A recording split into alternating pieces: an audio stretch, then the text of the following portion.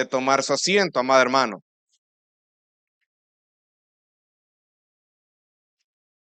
Durante alrededor de unos 2 meses estamos estudiando esta carta a los Corintios. El apóstol Pablo ha dedicado los primeros 4 capítulos de la carta a los Corintios para abordar un problema que está atravesando la iglesia de Corinto, y este es el problema de las divisiones. Hemos visto durante todo este tiempo, a través de estos sermones, a través de estos mensajes, cómo la sabiduría del mundo, cuando ingresa a las iglesias, lo que provoca eso, y además la carnalidad del corazón de cada persona, cómo entre los dos se fusionan, si podemos decir así, y puede ocasionar pleitos, luchas, divisiones dentro del cuerpo de Cristo. Y vemos cómo el apóstol Pablo va desarrollando como un doctor, atendiendo el problema, la enfermedad, viendo los síntomas de esa enfermedad y dando una cura. La semana pasada nosotros estuvimos hablando en el capítulo 3, del versículo 5 hasta el versículo 9. El apóstol Pablo ocupa una analogía agrícola para hablar acerca de la función de los siervos de Dios. Él dice: yo planté, porque él fue el que fundó la iglesia de Corinto. Él fue la persona que Dios utilizó para fundar esa iglesia, pero Apolos regó, dice. Ese punto es de que Apolos también invirtió tiempo en la iglesia de Corinto, enseñando las escrituras, enseñando el mensaje del evangelio. Ese era el papel que iba a jugar Apolos dentro de la iglesia de Corinto, pero eso no lo hacía él más ni menos. Era el Señor el que le había dado esa tarea. Era el Señor el que lo había llamado a hacer esa tarea. Y él mismo dice que el crecimiento lo da ¿quién? El Señor. Entonces, al final, todo parte del Señor mismo. Ahora, si usted puede ver en el versículo 9, al final del versículo 9 dice: porque nosotros somos colaboradores en la labor de Dios y ustedes son el campo del cultivo de Dios. En la Reina Valera dice la labranza de Dios. Pero de ahí, después de la coma, ¿qué es lo que dice? El edificio de Dios. Y ahí da apertura para una nueva analogía que él va a ocupar para seguir profundizando en el tema de la labor de los ministros del evangelio, que la tarea principal de los ministros es edificar al cuerpo sobre un fundamento que ya está establecido, el cual es Jesucristo, y él ocupa esta analogía del edificio. Sabemos que en su contexto está hablando primordialmente de esas recompensas de la obra que hacen los ministros, los pastores del Señor en la iglesia a la hora de edificar. Sin embargo, hermano, esto podemos aplicarlo también en la vida de cada uno de nosotros. Como cristianos, nosotros debemos de entender que todo lo que nosotros hagamos en nuestras vidas será evaluado por Dios, será pasado por el fuego, y aquello que se ha construido con el material adecuado permanecerá. Pero todo aquello que hemos edificado con un material que es consumible, cuando pase por el fuego, va a ser quemado, no va a pasar, por ende no va a recibir una recompensa. Pero la importancia que va ahora a enfatizar Pablo es de construir un edificio con los materiales adecuados sobre el fundamento que es Jesucristo. Y es nuestra responsabilidad, tanto de los pastores, de edificar al cuerpo sobre ese fundamento que es Cristo, enseñando el evangelio de Cristo, predicando al Cristo crucificado, hablando de la obra de Cristo, y sobre eso edificar la iglesia. Y también es responsabilidad de cada uno de los que están en esta iglesia preservar el evangelio, cuidar el evangelio, proclamar el evangelio. Porque el evangelio es poder de Dios para salvación, y nuestra responsabilidad es no desviarnos del evangelio, ni a diestra, ni a siniestra. Así que en esta oportunidad, amados hermanos, vamos a estudiar acerca de tres características de las obras que permanecen. En primer lugar, las obras que permanecen se encuentran fundamentadas en Jesucristo.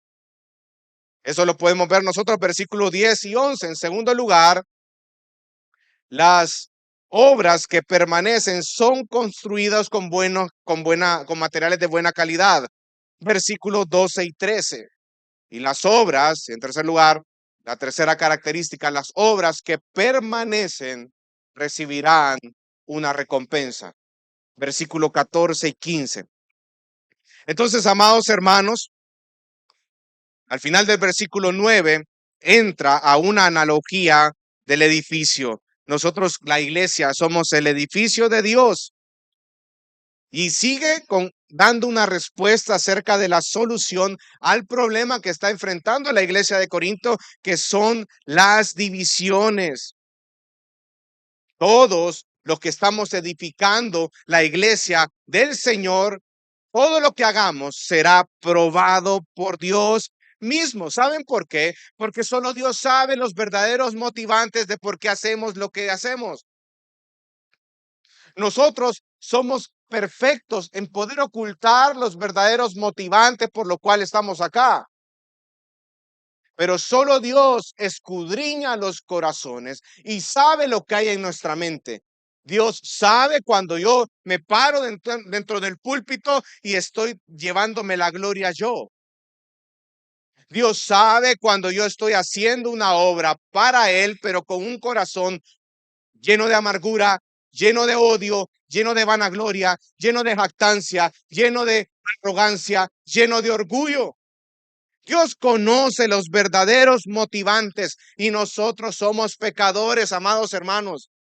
Y los pecadores son perfectos para ocultar los verdaderos motivantes. Camuflajeamos con una falsa piedad las cosas que hacemos, pero Dios, que es omnisciente y que lo sabe todo y que no se le puede ocultar nada, sabe cuando hacemos las cosas, porque sabe los verdaderos motivantes o que hay detrás de nuestros corazones.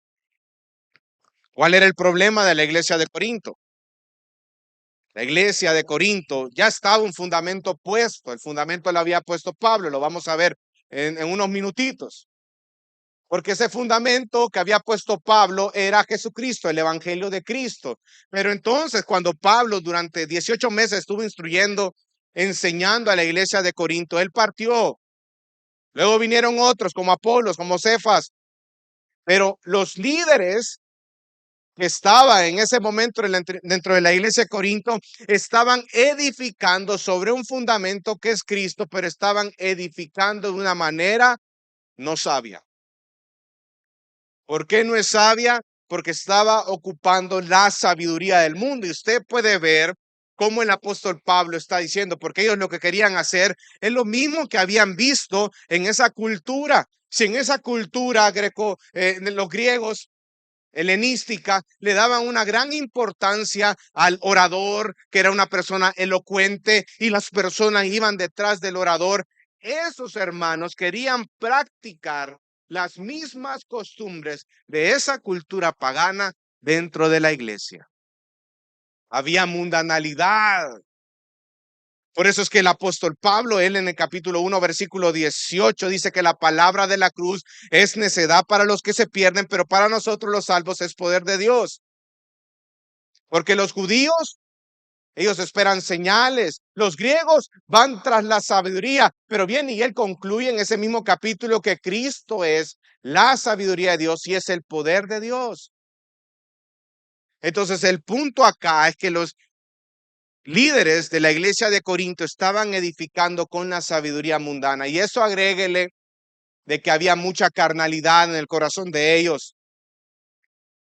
Había orgullo, había celos, había amargura, y eso luego se manifestaba en una división.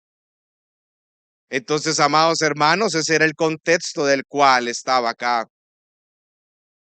Eso era un craso error, edificar la iglesia sobre la sabiduría humana, ya que Ya existe un fundamento, hermano, que es Jesucristo, y nuestro interés debe de hacer de edificar sobre ese fundamento que es precioso, que es piedra angular, como dice Efesios capítulo 2, versículo 20. Pero nuestro interés debe de ser edificar sobre ese fundamento, la perfecta cruz del Calvario. Así que el interés del apóstol Pablo es que los líderes reflexionen, los ministros reflexionen acerca de lo que están haciendo, porque su obra actual, lo que ellos están edificando en base a la sabiduría del mundo, cuando sea probada por el fuego, se quemará, porque es vano, porque es material combustible. Pero ahora vamos al versículo 10. Mire cómo dice el versículo 10. Acompáñeme, dice, conforme a la, ¿qué? Conforme a la, ¿qué, iglesia? A la gracia de Dios. Y antes de continuar con esta analogía del edificio, miren qué interesante con lo que inicia en este versículo 10, conforme a la gracia de Dios. Nos manda a nosotros a poder evaluar, reflexionar, discernir de la gracia de Dios. Todo es por gracia. Primera carta a los Corintios, capítulo 15, versículo 9 al 10. El mismo apóstol Pablo dice que fue la gracia de Dios que lo llevó a la iglesia de Corinto. Y le dice a esta iglesia de Corinto, no soy yo, sino que es Cristo en mí. Es la gracia del Señor. Hay un reconocimiento de que es por la gracia de Dios que Él está donde está, por la gracia del Señor, es que le ha permitido poder fundar esa iglesia. Es por gracia que Dios nos llame a hacer una tarea para edificar su iglesia. Es gracia. Y eso es algo que todos los que estamos acá debemos de meditar, reflexionar, debemos de nadar en el mar de la gracia continuamente, amado hermano. Porque muchas veces nosotros venimos aquí a la casa del Señor como que somos merecedores de algo. Nosotros no somos merecedores de nada. Bueno, sí, del infierno. Pero todo lo que Dios hace en nuestras vidas es su gracia, su favor inmerecido hacia nuestras vidas. Entonces, si partimos de la gracia del Señor, nosotros somos siervos de Él. No voy a estar reclamándole a mi Señor, porque sé que cuando Él obra, lo hace de una manera insondable, soberana, la perfecta, soberana manera como Dios hace las cosas es increíble. Y la manera como Él ejecuta cada cosa dentro de mi vida, que soy un creyente, es su plan bondadoso en mi vida. Es la gracia del Señor. Qué diferente es conducir nuestras vidas si tuviéramos presente la gracia de Dios siempre. Fuéramos personas más agradecidas con lo que Él nos da, sea lo que sea. El hecho de estar congregándose acá dentro de una comunidad de la fe, aprendiendo de las escrituras, es parte de la gracia del Señor. El hecho que Dios nos permita estar casados con una persona que es nuestro esposo, nuestra esposa, o que nos permita tener hijos, es parte de la gracia del Señor. Y si no nos permite tener hijos, es parte de su gracia también. Todo es la gracia. Por eso el apóstol Pablo quiere dejar desde prescrito algo muy interesante al inicio, antes de seguir con esta analogía, y es, todo fue la gracia de Dios en mí. Es el Señor obrando. ¿Cuántas veces usted ha meditado en la gracia de Dios en esta semana? ¿Tuviste un tiempo en esta semana de meditar en su gracia? Si la respuesta es no, hermano, creo que tu mente y tu corazón está ocupado en otras cosas que no es el evangelio. Porque cuando yo pienso, medito, reflexiono en el evangelio es la gracia de Dios. Manifiesta en Jesucristo, manifestar en Jesucristo. Meditar en la gracia nos llevará a colocar cada cosa en su lugar. Meditar en la gracia nos dará un corazón humilde. Meditar en la gracia nos dará corazones enseñables. Meditar en la gracia me llevará al perfecto Jesucristo. Pero continúa y dice, esa gracia que me fue dada, es el Señor el que me ha permitido hacer lo que voy a decir en estos momentos. Y ahí dice, yo, ¿quién yo? Pablo, ¿verdad? Como sabio arquitecto, puse el fundamento. Pablo deja establecido que es la gracia de Dios en él que le permitió poner el fundamento. Pero dice como, ¿cuál es la palabra que está a la par de arquitecto? Sabio. ¿De qué hemos estado hablando durante estos 2 meses en estos 4 capítulos, amados hermanos? De la sabiduría. La sabiduría del mundo versus la sabiduría de Dios. Y es algo que hemos estado estudiando acerca de que la sabiduría de Dios radica en la locura de la cruz, en la locura o la necedad de la predicación del evangelio. Y ese evangelio que nosotros proclamamos viene de las profundidades de la sabiduría del Señor. Entonces dice aquí en el versículo 10, yo como sabio arquitecto. Y no es que Pablo sea sabio y esté destacándose por su sabiduría, por su inteligencia, no. El punto aquí es que él puso el fundamento de Jesucristo. Él predicó el evangelio de Jesucristo. Por eso es que es sabio, porque estaba proclamando el evangelio, hermano. Las profundidades del Señor. Y este título, cuando dice un sabio arquitecto, no solo está hablando de alguien que diseña, hermano, sino que está hablando de alguien que diseña y también construye o dirige una obra. Es un jefe constructor sabio. Y este título apuntaba a un contratista que supervisaba la obra de muchos subcontratistas.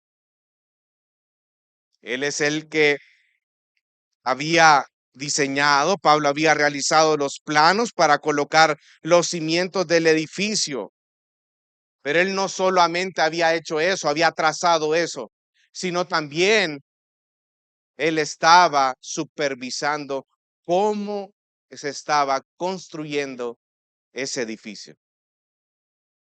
Cuando uno está dentro de la construcción de un edificio, lo primero que uno construye son las fundaciones, hermano. Y luego uno va construyendo las paredes y va armando todo lo que se llama la obra gris del edificio. Cada proyecto tiene su particularidad y cada proyecto tiene diferentes fases de ejecución. El primer momento son las fundaciones, pero después viene ya la construcción de la obra civil. Vamos empezando a construir todo lo que son las paredes, losas de entrepiso, hasta arriba, hasta llegar al techo. Colocamos la estructura metálica del techo, el techo, canales, botaguas, todo eso. Y luego empezamos a vestir todo el edificio. Lo repellamos, lo afinamos, le damos pintura, le ponemos piso, le ponemos cielo falso, las luminarias, ponemos todo lo que es plaquería, tomas todo. Pero cada etapa de la construcción requiere a ciertas personas o subcontratos o personas especializadas para poder desarrollarla.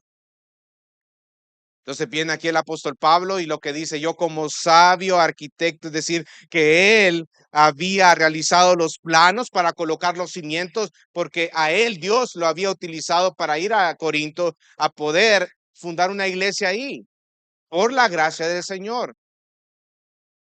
Sin embargo, de ahí vinieron otros, y ya lo vamos más adelante, que empezaron a edificar sobre ese fundamento. Y empezaron a levantar el edificio. Ahora, mira el versículo 10. Al final dice, Yo puse el fundamento y otro edifica sobre él, pero cada uno tenga cuidado de cómo edificar encima. El Señor manda a los pastores a que hagan una tarea. Una de las tareas que tienen que hacer ellos es edificar al cuerpo, edificar a la iglesia. En este caso, Pablo había colocado el fundamento, pero había venido Apolos y había edificado sobre ese fundamento. Aquí usted no ve que Pablo se está poniendo por encima de Apolos en ninguna manera, o encima de Cefas en ninguna manera, o encima de cualquier otro de los pastores que habían enseñado a la iglesia de Corinto en ese momento, de ninguna manera. Porque acuérdense que en los versículos anteriores habíamos entendido de que los ministros son siervos de Dios. No porque Pablo plantó y Apolo regó, Pablo es mayor porque lo plantó. No, ante los ojos de Dios todos son iguales, pero Dios los llama a hacer una tarea en específico, pero al final es Él el que da el crecimiento. Es Él el que permite que las personas crezcan. Es Él el que hace la obra en los corazones de las personas. Todo depende de la obra del Señor. Entonces, en este momento, Pablo no está poniéndose por encima de Apolos, no, porque dentro de la mente de Pablo es que Dios lo había designado a él para poner el fundamento, porque dentro del plan bondadoso y soberano del Señor para los corintios era que así pasase. Pero luego Dios ocupó un Apolos para seguir edificando sobre las escrituras, edificando sobre el fundamento, que el fundamento es Jesucristo. Esa era la labor, esa era la tarea, esa era la vocación a la cual había sido llamado Apolos, para la cual había sido llamado Cefas.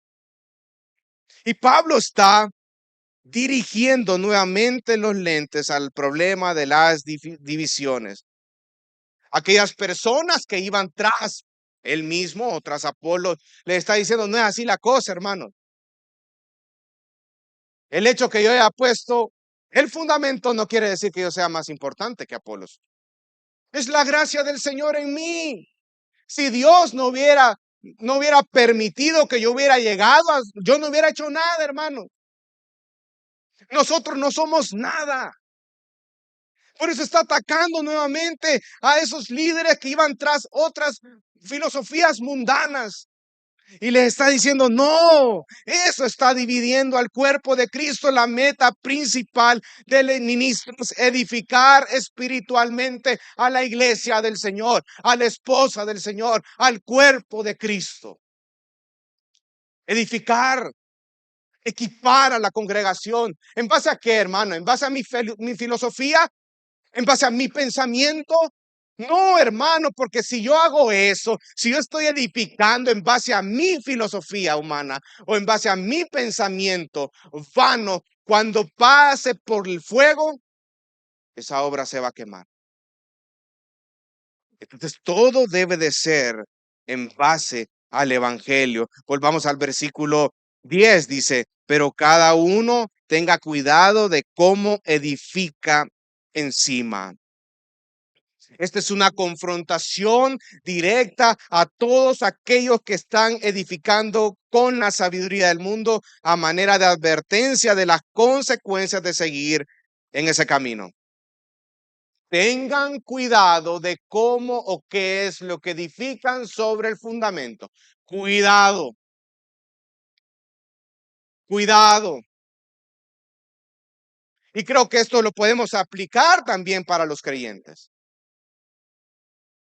Tengan cuidado sobre el fundamento de Jesucristo. ¿Qué es lo que tú estás edificando? Cuidado.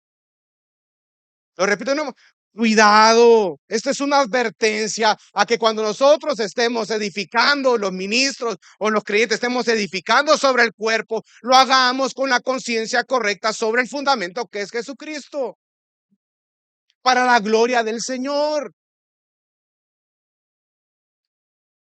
Así que Pablo le dice, tengan cuidado de lo que van a edificar. Tienen que aprender a ser diligentes. Es una manera de advertencia. Todos debemos de trabajar con la conciencia de que estamos trabajando para edificar el cuerpo de Cristo, la esposa del Cordero. Y el dueño de la iglesia, ¿quién es? es Dios. ¿A quién le vamos a rendir cuenta nosotros lo que estamos haciendo aquí dentro de la iglesia? Al Señor mismo. Cada albañil debe de dar lo mejor de sí. Si nos toca construir una pared, vamos a construir esa pared de lo mejor posible para la gloria del Señor. Porque estamos construyendo un edificio que es la iglesia. Entonces lo tenemos que hacer de una forma diligente. Debemos de enseñar y debemos de predicar con fidelidad el evangelio de nuestro Señor Jesucristo. Así se edifica la iglesia.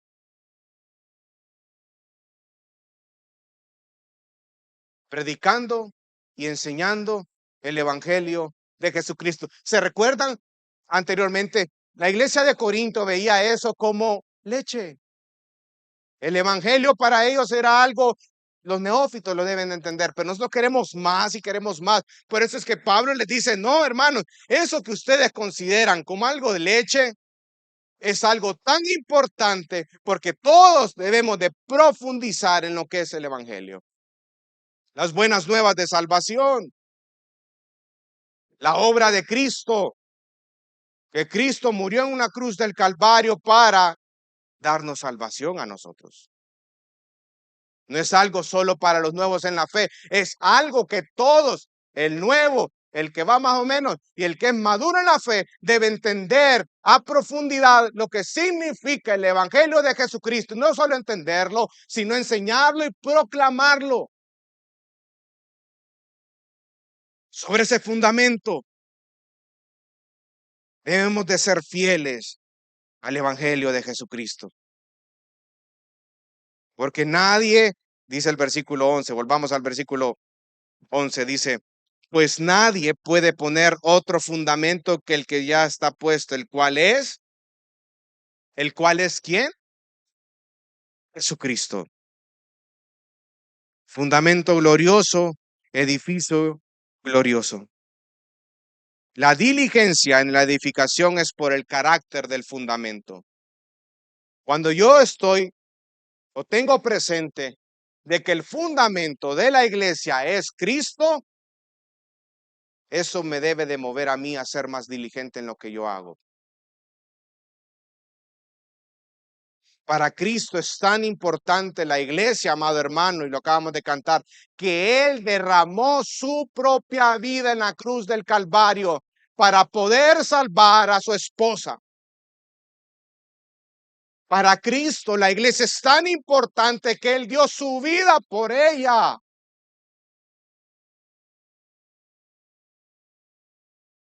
¿Cómo tú tratas a la iglesia del Señor? ¿La tratas como la esposa del Cordero? ¿Eres diligente en las cosas que tú haces? Esa misma iglesia es la que Cristo compró con su vida en la cruz del Calvario.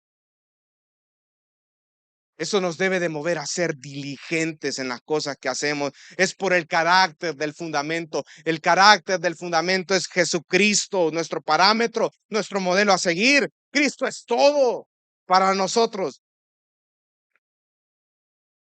Y por eso es que nosotros debemos de tener cuidado en lo que estamos edificando. Los pastores deben de tener cuidado, los ministros tienen que tener cuidado sobre qué están edificando la iglesia. No debemos de afanarnos por los números, no, hermano. Dios va a mandar a las personas que va a mandar para que nosotros podamos edificar por su gracia, por su misericordia a ese cuerpo, sean uno, sean 10,000. Pero mi diligencia en la tarea que Dios me ha llamado a hacer, que es enseñar y edificar al cuerpo, no va a depender de que sea 10,000 personas, voy a predicar mejor, que sea una persona, no voy a predicar nada, sea uno o sea 10,000. Mi fidelidad debe ser para con el evangelio y para con Cristo que me ha llamado a hacer y ejecutar esta tarea. Y ese es el punto acá. La naturaleza del fundamento me debe de mover a mí a mantenerme fiel, porque fiel es el que me ha llamado también a ejecutar esa tarea. No existe otro fundamento que Jesucristo. La piedra angular, dice Efesios 2:20. Y esa piedra angular es en su esencia el evangelio. Primera de Corintios 1:23 dice, pero nosotros predicamos a Cristo crucificado. Primera de Corintios 2:2 dice, porque nada me propuse saber entre ustedes excepto a Jesucristo y a este crucificado. ¿Se dan cuenta cuál es la esencia del ministerio? Es Cristo. Por eso es que nadie puede poner otro fundamento que el que ya está puesto, que es Cristo. Las buenas nuevas de salvación por medio de Jesucristo, su venida, su sufrimiento, su obra, su crucifixión, su resurrección, su ascensión. Debemos de enseñar la obra de Cristo día con día dentro de la iglesia. Debemos de entender que este fundamento es único en todos sus sentidos y sobre este debemos de edificar la iglesia. Ahora, sé que en su contexto está hablando de los ministros, pero te hago una pregunta a ti, hermano. ¿Cuántas veces enseñas tú el evangelio? Tú eres alguien que está consciente que tu llamado también es proclamar las verdades del evangelio, hablar de Jesucristo con las personas que te rodean, hablar de las maravillas de Cristo, de su obra. Hagamos otra pregunta. ¿Qué entiendes tú por el evangelio? Porque si no eres capaz de definir con tus palabras qué es el evangelio, hermano, es algo muy preocupante eso.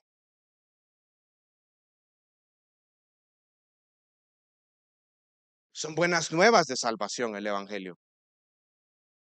Nosotros somos pecadores y como somos pecadores, Dios está airado con el impío todos los días.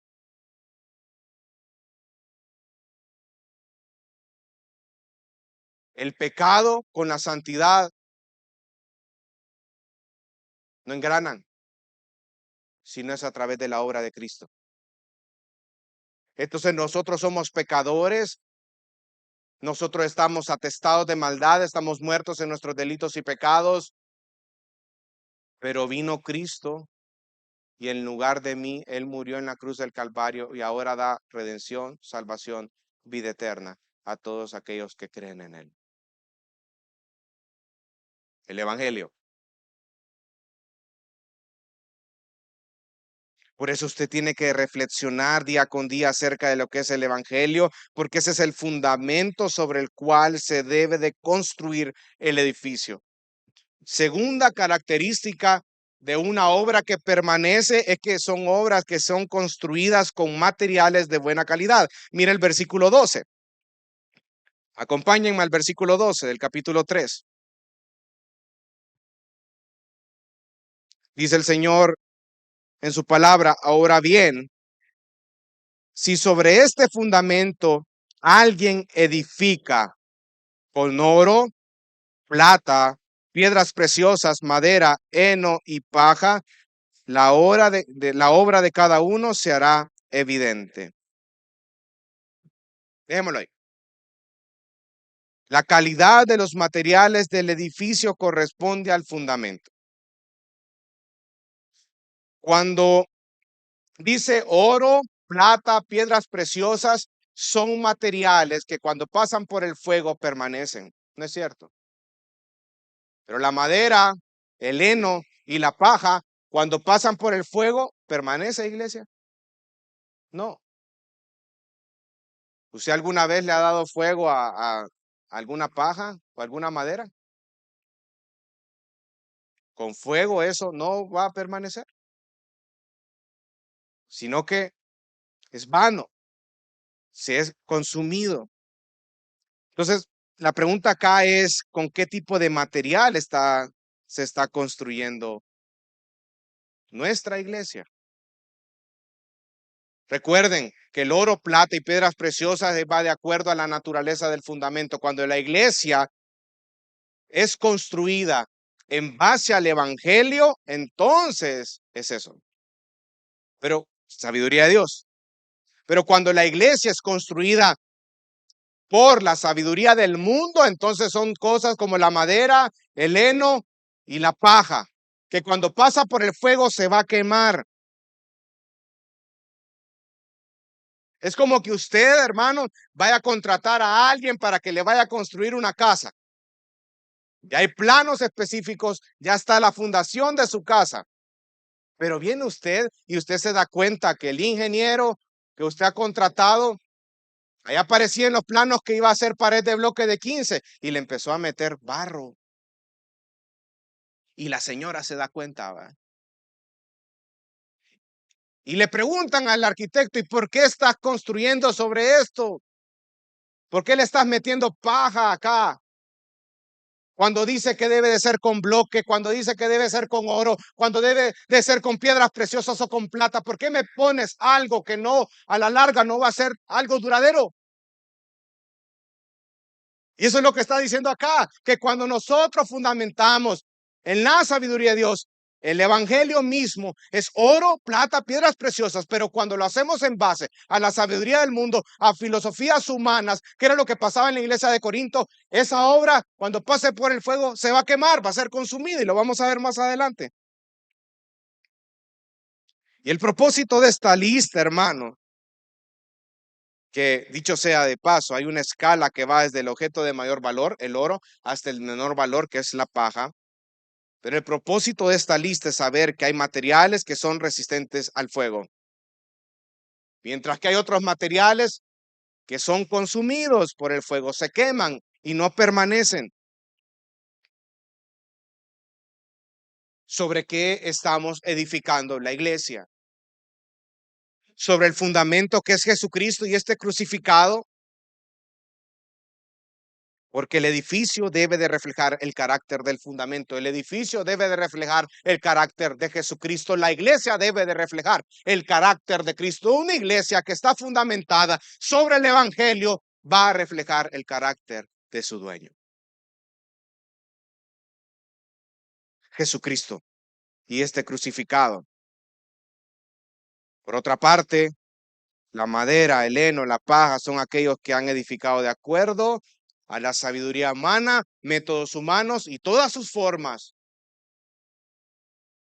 no de acuerdo al fundamento que es Cristo. Mira el versículo 13. Dice que la obra de cada uno se hará evidente porque el día la dará a conocer, pues con fuego será revelada y el fuego mismo probará la calidad de la obra de cada uno. Hermanitos preciosos de gracia y verdad, cada uno dará cuentas a Dios de lo que ha realizado. Todos daremos cuentas a Dios de lo que hemos realizado en esta vida. Si bien es cierto, en su contexto habla acerca de la tarea del pastor o de la obra del ministro del Señor, yo lo aplico también a tu vida, hermano. ¿Estás trabajando diligentemente la tarea que Dios te ha mandado a hacer? Porque dentro de la voluntad general de Dios, Dios ha llamado a su iglesia y a su pueblo a ser santos como Él es santo. ¿No es cierto? Primera carta de Pedro.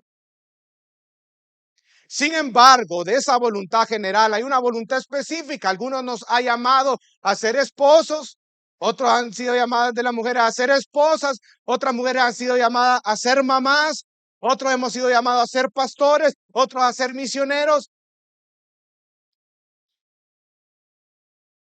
Pero esto parte de una voluntad general, que es que hemos sido llamados a la santidad. Como dice en la primera carta a los tesalonicenses, la voluntad de Dios es vuestra santificación. Entonces, tú como esposo, tú como esposa, tú como hijo, tú como padre, tú como madre, ¿Estás trabajando diligentemente las cosas que Dios te ha puesto en tus manos? Porque tarde o temprano Dios probará esa obra que tú estás haciendo. Porque Dios sabe los motivantes que hay en tu corazón.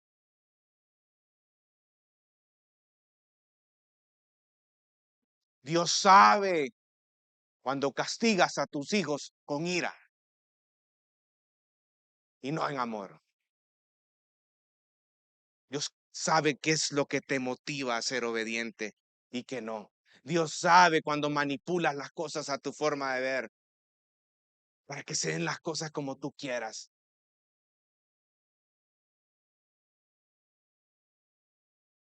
Dios lo conoce todo y todos daremos cuentas ante Dios.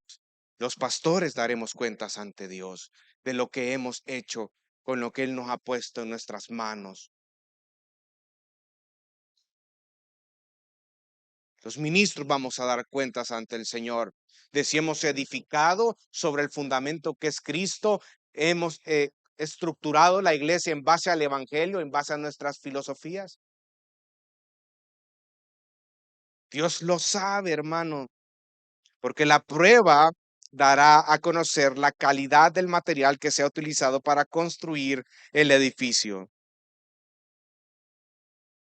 ¿Cómo sabe usted que una ropa o una comida es de mala calidad o de buena calidad? ¿Ya? En vez de decir Nike, Mike dice, usted dice, este es de mala calidad, pero pues sí, como 3 pesitos andaba, ya voy. ¿Cómo sabe usted que los zapatos que usted está comprando son de buena o de mala calidad? Que son zapatos deportivos. Usted se pone a correr y ya le duele, ¿verdad? La planta del pie y ya ay, hasta calambrado queda. Y cuando son zapatos de buena calidad, usted anda corriendo, ¿verdad? Y se va de aquí hasta el estadio de Cucatlán tranquilo y va de regreso, ¿verdad? Aunque la condición física no sea la más adecuada, hermanito, pero tiene unos zapatos de buena calidad. Igual con la comida. ¿Ah? Usted sabe cuando una comida es de buena calidad o de mala calidad. ¿Cómo sabe usted cuando es de mala calidad? Porque se enferma, le da dolor de estómago, vomita la comida es de mala calidad. Cuando usted en vez de ponerle carne de res le meten carne de caballo, ¿no es cierto? Ay, qué rico, es toda pellejuda la carne de caballo.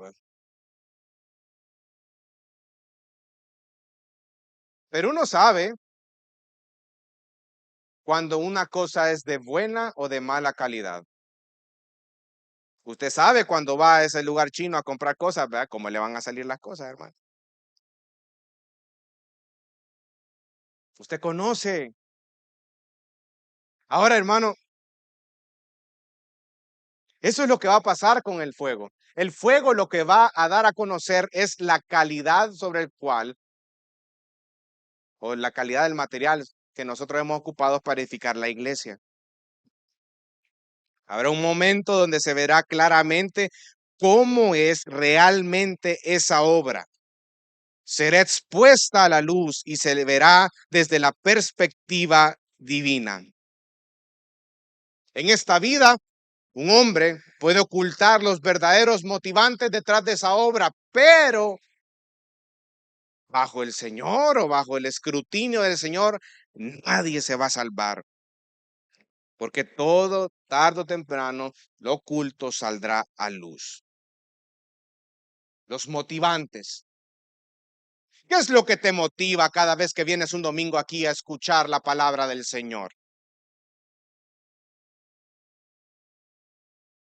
¿Qué es lo que te motiva a ti de hacer lo que haces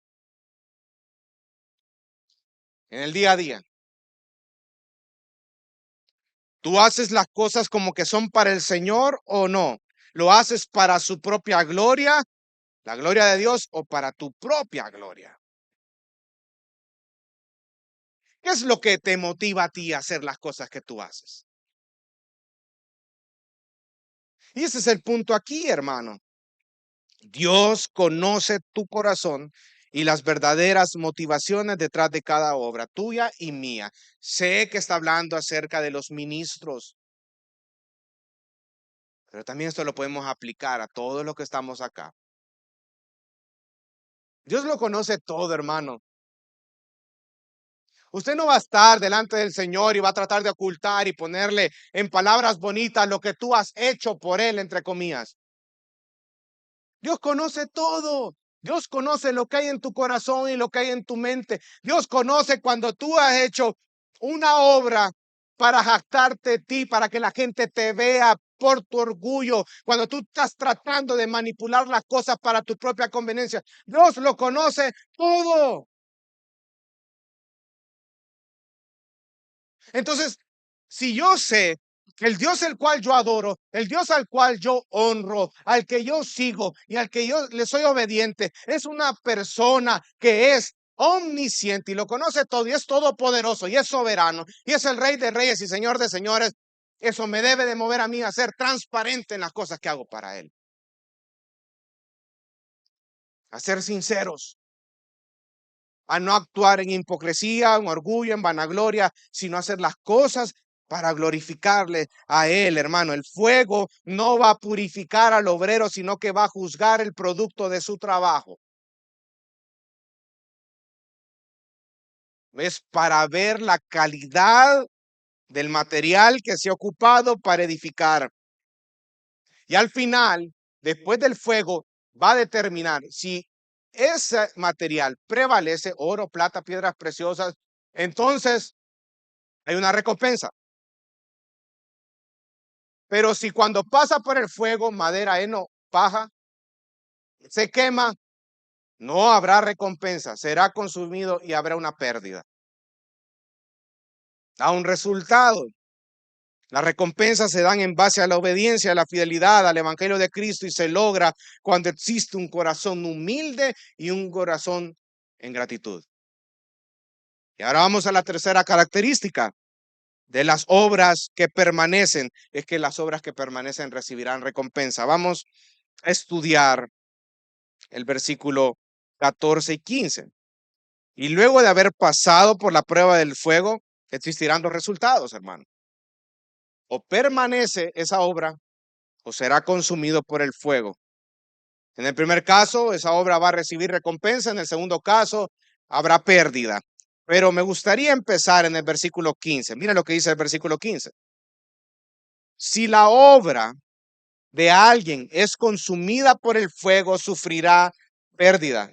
Sin embargo, él será salvo, aunque así como a través del fuego.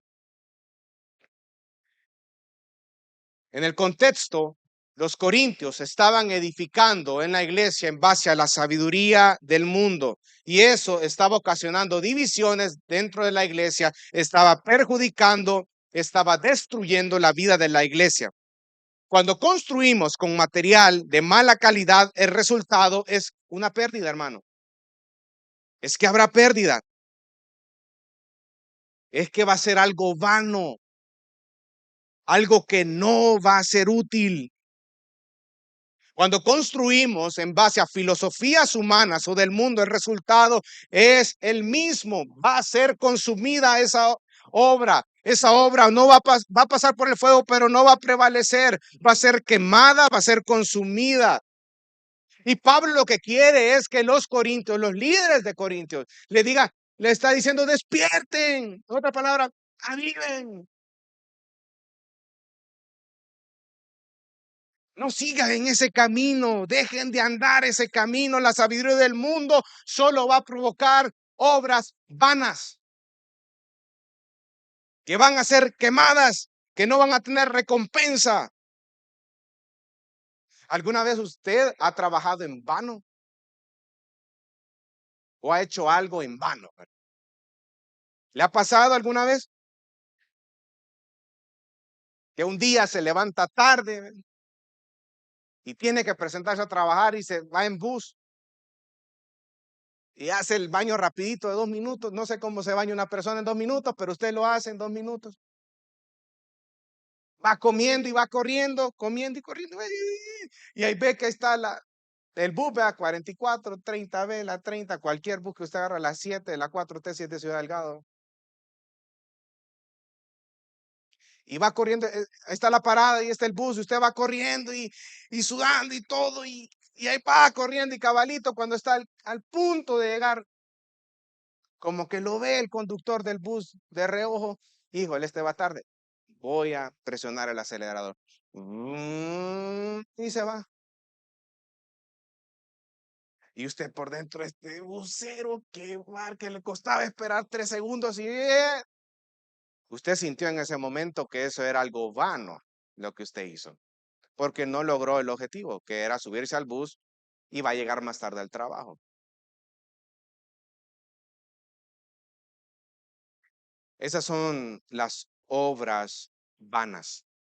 Aquellas obras que están construidas con un material que no es el adecuado, cuando pasa por el fuego son vanas. No van a prevalecer, van a ser consumidas. Y eso es lo que está diciendo aquí, esta carta. Pablo le está diciendo a los corintios, a los líderes, a los pastores, le está diciendo, no hagan eso. Ustedes están edificando sobre un fundamento que es Cristo, están edificando con madera, con paja. Eso, cuando pase por el fuego, va a ser vano porque se va a quemar. No sigan haciendo eso. Dejen de estar practicando cosas del mundo y traerle el mundo a la iglesia. La iglesia, la iglesia es la sal de la tierra, es la luz del mundo. La iglesia debe de proclamar las verdades del evangelio, pero el evangelio primero debe transformarnos a nuestras vidas. Y eso es lo que estaba diciendo acá. Dejen de estar adoptando la iglesia a estar a una moda, a una filosofía humana en busca de métodos mundanos. No se dan cuenta que se están perdiendo de lo esencial, la predicación del evangelio. La estructura de la iglesia se construye a partir de las filosofías humanas, Corintios, y esas filosofías te van a llevar a seguir haciendo obras vanas, inservibles. Cuando pasen por el fuego, no van a prevalecer,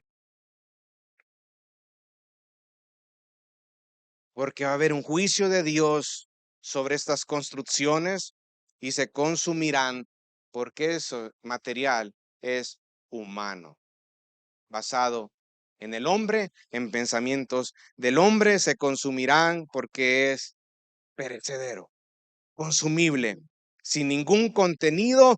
Tienen en ninguna manera la obra de Cristo ni de su evangelio. Pero hay algo que dice en el versículo 15, dice que él será salvo, aunque así como a través del fuego, él será salvo. Me gusta esta aplicación que la leí de John Albert Bengel, que en su comentario sobre este versículo dice lo siguiente, y se lo quería compartir, dice que este versículo describe gráficamente el concepto salvación comparando al creyente salvado por fuego como un comerciante que, habiendo naufragado y perdido todas sus mercancías y dinero, logra llegar a la orilla con ayuda de las olas. Esa es aquella persona que es creyente. No está hablando de pérdida de salvación acá, no, está hablando de aquel ministro que está edificando, está ocupando un material en base a sabiduría humana, madera, heno, paja, y cuando pasa por el fuego, él va a pasar con vida, pero se va a oler carnita quemada ahí, va. Pero me encantó esta aplicación. Es como un comerciante que va naufragando, pierde todas sus posesiones, pero llega a la orilla. Este será salvo. La salvación es un acto soberano de la gracia de Dios por medio de la obra de Jesucristo. Las obras serán consumidas, sin embargo, Dios en su gracia todavía le concede el don de la salvación. Él no pierde la salvación porque es una persona que ha nacido de nuevo. Hoy vamos al versículo 14. Las obras que permanecen, iglesia, recibirán recompensa. Mire, dice el versículo 14, si permanece la obra de alguien que ha edificado sobre el fundamento, recibirá recompensa. Aquella obra que tenga el carácter del fundamento, es decir, del Evangelio de Cristo, esta va a permanecer.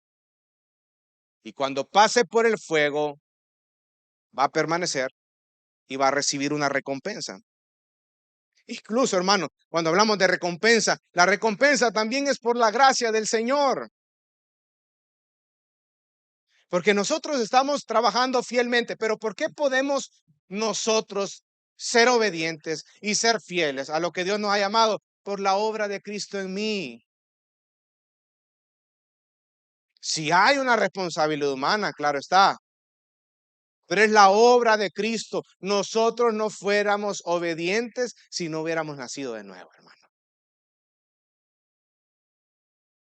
Y eso es lo que está tratando de plasmar acá, que incluso la recompensa es parte de la gracia de Dios en nuestras vidas, porque sin merecerlo nos va a hacer partícipe, nos hace partícipe de la edificación de su iglesia.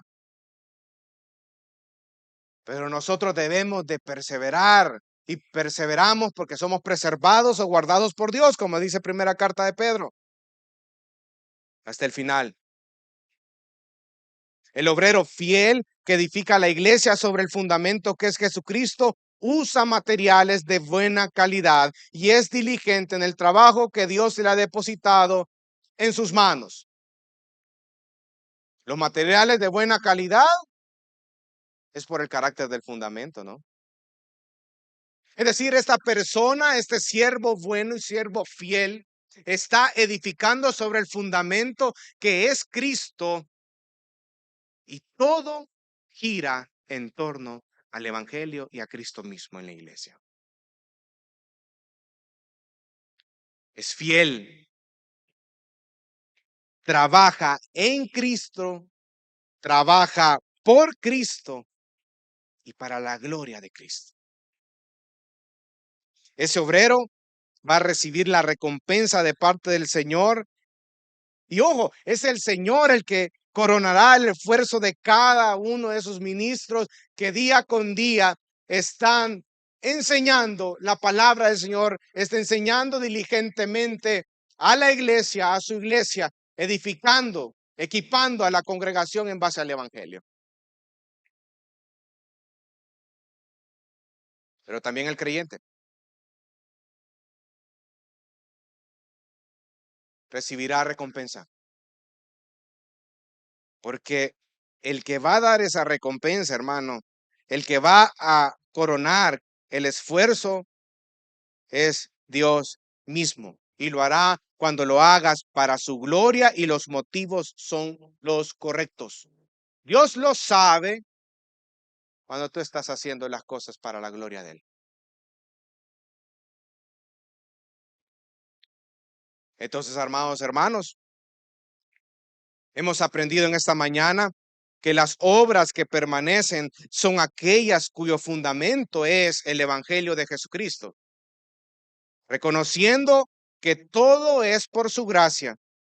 Esas obras son aquellas que han sido construidas con materiales de buena calidad, es decir, que van de acuerdo a la naturaleza del fundamento. Edificamos sobre el fundamento que es Cristo, edificamos sobre el Evangelio que es Cristo, y estas obras recibirán la recompensa porque han sido realizadas por Cristo, en Cristo y para la gloria de Cristo.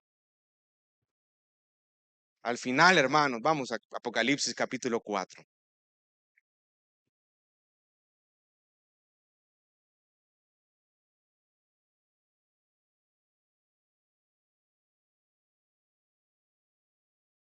Y con eso terminamos. Mira el versículo 2, Apocalipsis 4:2. ¿Sabe dónde queda Apocalipsis, hermano? Sí, amén. Que veo que uno está buscando al inicio de la Biblia. Está bueno, hermano, está bueno. Si no, sea humilde y váyase al índice y diga, vaya.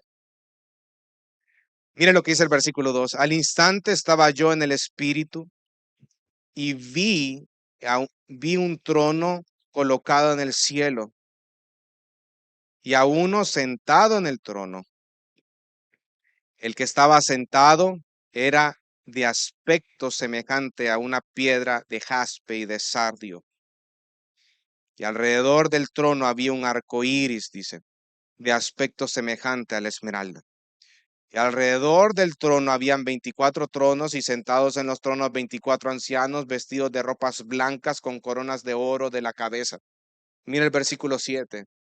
Salieron seres vivientes. El primer ser viviente era semejante a un león. El segundo ser era semejante a un becerro. El tercero tenía su rostro como el de un hombre. Y el cuarto era semejante a un águila volando. Los cuatro seres vivientes, cada uno de ellos con 6 alas, estaban llenos de ojos alrededor. Y por dentro y día y noche no cesaban de decir: Santo, santo, santo es el Señor, Dios el Todopoderoso, el que era, el que es y el que ha de venir. Y cada vez que los seres vivientes dan gloria, honor y acción de gracias a aquel que está sentado en el trono, al que vive por los siglos de los siglos, los 24 ancianos se postran delante de aquel que está sentado en el trono y adoran a aquel que vive por los siglos de los siglos, y echan sus coronas delante del trono diciendo: digno eres,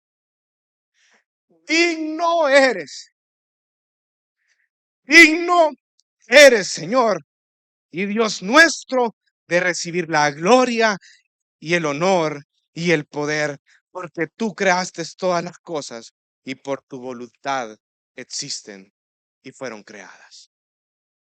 Al final, hermanos, todas esas recompensas, todas esas coronas, nosotros somos obedientes y amamos al Señor, por eso es que estamos haciendo lo que hacemos.